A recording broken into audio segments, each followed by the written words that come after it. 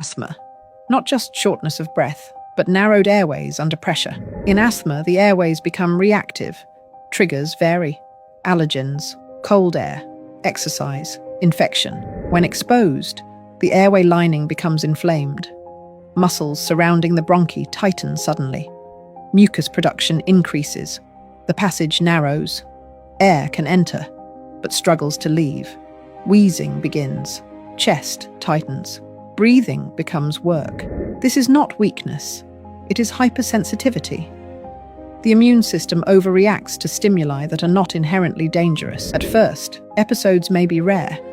Over time, without control, reactivity increases. But asthma is manageable. Inhaled medications reduce inflammation. Bronchodilators relax airway muscles. Asthma does not mean the lungs are damaged beyond repair. It means the airways require regulation.